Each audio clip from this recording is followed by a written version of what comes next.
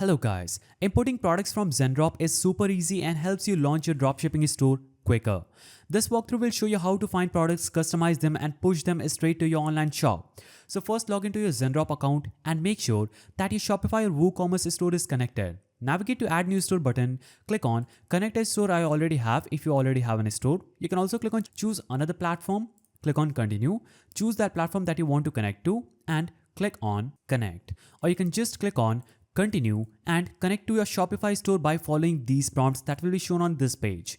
These are just 3 steps. Now after you do this, you can use the Zendrop's product marketplace to explore trending or niche items. Click on find products button in the toolbar and you can filter by category, suppliers, location, shipping, price range and more.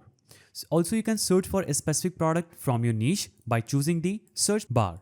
And you can scroll down and once you find the product that you want to sell, you can click on add to my products and it will take you to your Shopify's or any of the product page that will be added. There, you can customize the title, description, pricing and images before sending it to your store, ensuring that your listings are unique and optimized. After customizing, hit push to store and Zendrop will automatically upload the product details, images and variations to your Shopify or WooCommerce store, making it live or ready for your review depending on your settings. Then head over to your store's admin panel to review the imported product, make any final tweaks, then publish the product so customers can start buying right away. So importing products from Zendrop to your store is quick and effortless, helping you build your inventory without hassle. Follow these steps and you'll be ready to sell faster in 2025. If you found this guide helpful, please don't forget to give it a thumbs up and thanks for watching.